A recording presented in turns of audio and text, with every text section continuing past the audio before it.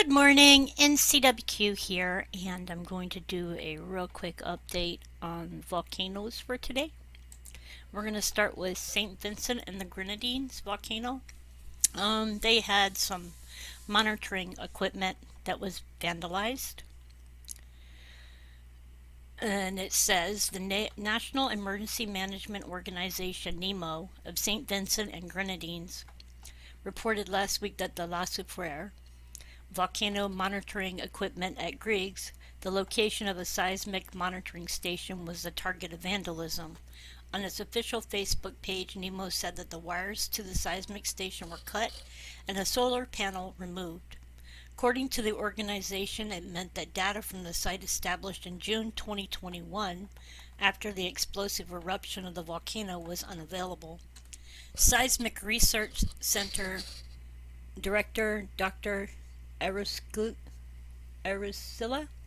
Joseph explained that the station is part of a network to monitor La Soufriere volcano effectively. La Soufriere must be closely monitored at all times to ensure public safety, Joseph said, and NEMO called on individuals with information about damage to the seismic station to contact the police. In addition, the organization issued an urgent appeal to the public not to tamper with or remove volcano equipment. Last month, volcanic alert level at La Soufriere volcano in St. Vincent and the Grenadines changed from yellow to green. It meant that seismic and fumarolic or steam vent activity were at or below the historical level, and no other unusual activity was observable. On April 8, 2021, Prime Minister Dr. Ralph Gonsalves had ordered the evacuation of thousands of people from the volcano's red zone due to an imminent explosive eruption. The following day, evacuations of the orange zone started as the volcano entered a phase of active explosive eruptions. St. Lucia was among the Caribbean islands providing shelter to evacuees who opted to leave their country. So I'm going to show you where St. Vincent and the Grenadines is on Google Earth.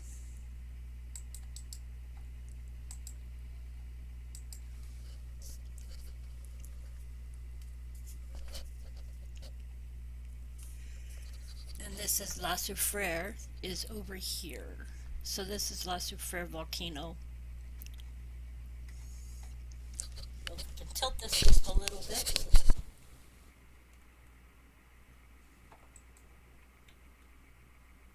Here you can see this is La Soufriere volcano.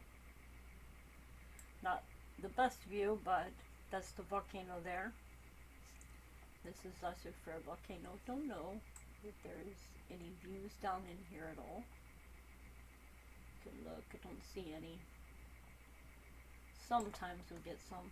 Let me try retilt.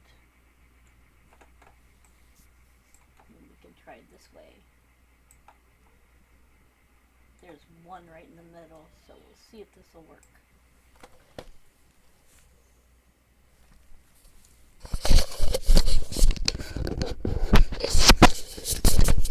Okay, hang on one second.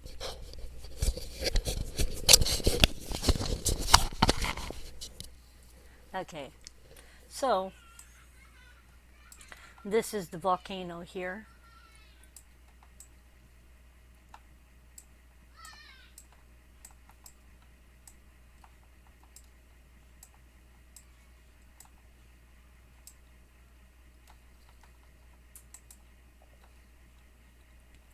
So this article was put out yesterday, and it came from the St. Lucia Times. The next one that we're going to look at is for the Big Island, Hawaii, and this is Kilauea eruption update. Scientists capture closer view of lava, and it says Hawaii Volcanoes National Park, the summit eruption of Kilauea volcano within Halemua Uma'u crater continued on Monday. USGS, this reference map, and I'll show it over here on the screen bigger so y'all can see it.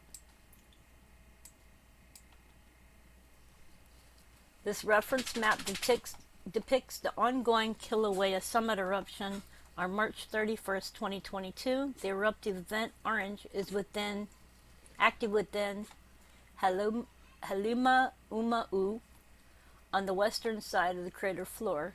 An adjacent pond, purple, is feeding lava to a larger lake, which is red. So this is the red. You got a little bit of purple there. Though at times the lava level has dropped and circulation has diminished, the pond and lake have consistently hosted active lava in recent weeks. The eruption statistics provided here are current as of the last HBO overflight on March 30th, 2022. The volume average surface of the whole lava lake was approximately 2,769 feet, or 844 meters above sea level at the time. Lava is presently visible from 3 public visitor overlooks in Hawaii, Volcanoes National Park. And that is, sorry if I can't pronounce this correctly, Kianakakui Overlook and Waldron Ledge. Can see the eruptive vent and lava lake, while Kilauea Overlook can occasionally see lava ooze out in the southeastern parts of the crater. As the month of April begins, the eruption at the summit of Kilauea enters its 6th month, and the effusion remains steady.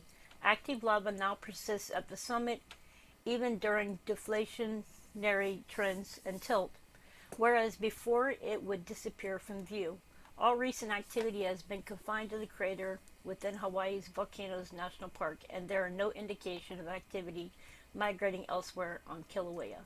And I'm going to go to Google Earth and show you where Kilauea is for people who don't know. So we're going to Kilauea, Hawaii.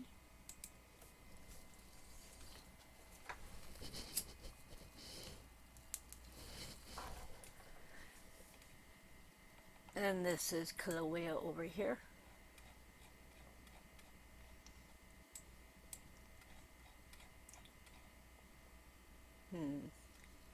Kilauea, hang on, I need.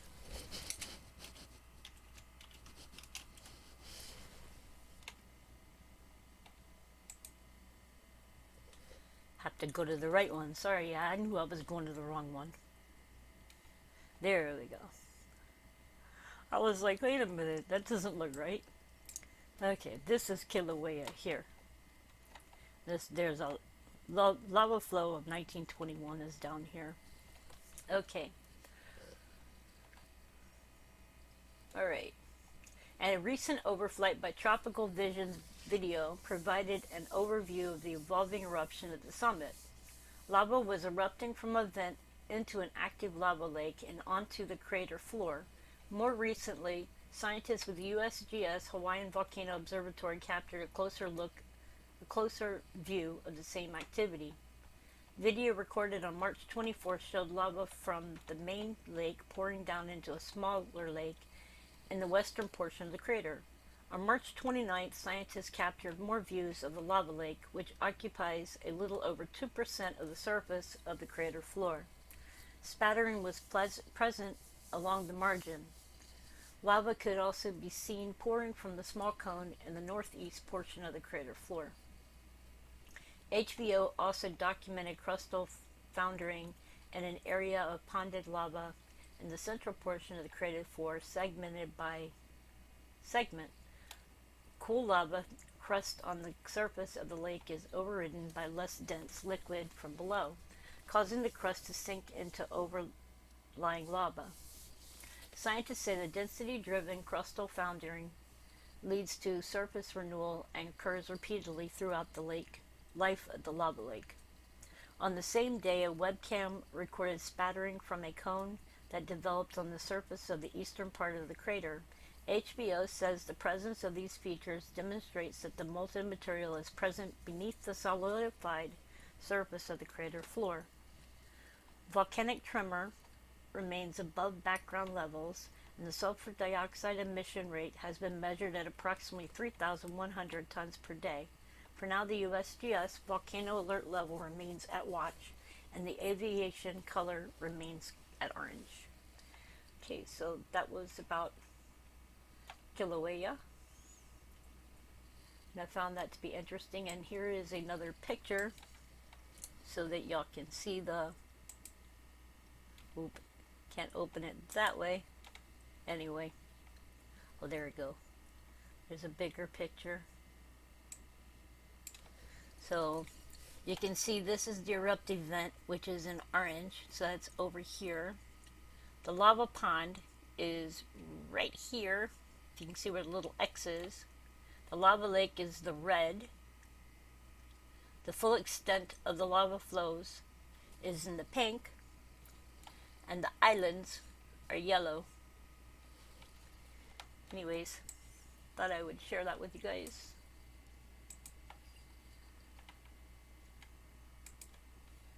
Our next one comes from Volcano Discovery, and this is about Reykjanes Peninsula in Iceland. A new earthquake swarm near Blue Lagoon might suggest episode of magma intrusion. An earthquake swarm occurred on Iceland's Reykjanes Peninsula in the past days. Within 48 hours, mostly during 3 to 4 April, 226 tremors were registered around the Seilingarfell Hill in an area near the famous Blue Lagoon, about 5 kilometers north of Grindavik, and close to the recent eruption site of Fagradalsfjall volcano. Most quakes were small, only 2 had magnitudes above 3.0, and the strongest being a magnitude 3.3 tremor. However, the depth of the quakes was shallow, clustering about 5 kilometers, and a likely cause of the quakes could be magma intrusion event at this depth. If this is the case, it should also show as ground uplift in tandem with the quakes, but there have not been any data published on this yet. In the meanwhile, it remains a likely scenario. In recent years, several smaller and larger earthquake swarms have occurred on the Reykjanes Peninsula. Almost all of them had involved significant ground uplift, suggesting that magma intrusions were the case. Before I do anything further, we're going to go to where Reykjanes is. So we're going to go to Reykjanes Peninsula so I can show y'all where this is.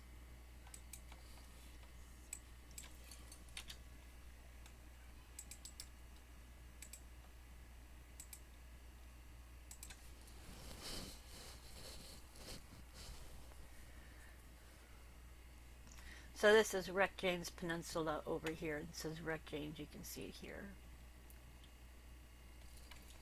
Okay. Let's go back. Okay. Based on historical and geological records, it appears that eruptions on the Reykjanes Peninsula typically come as a series of several eruptions in close succession at adjacent areas along the rift zone to form clusters spaced apart by longer quiet intervals in the order of approximately 1,000 years. After an intense period of eruptions approximately 900 years ago, and following quiet interval until 2021, the newest period of eruptions on the peninsula might have been started with last year's Fagradalsfjall eruption. Thus, many scientists believe that similar eruptions are likely to occur on the Reykjanes Peninsula in the next years and decades. The latest form of quakes might just be one of its precursors. Anyway, that comes from Volcano Discovery.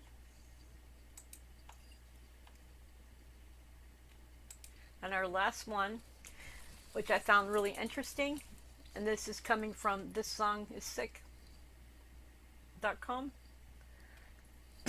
States state of Colorado discovers active volcano underneath Red Rocks amphitheater.